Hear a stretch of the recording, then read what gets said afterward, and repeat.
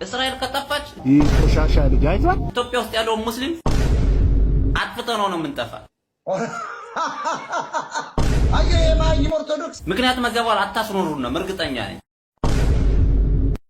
እንዲህ አይነት ደንቆሮ ቡልሺት አማራ መጥፋት አለበት። እስራኤል ከጠፋች ኢትዮጵያ ውስጥ ያለው ሙስሊም ይሸናብናል፣ ይቀዝንብናል።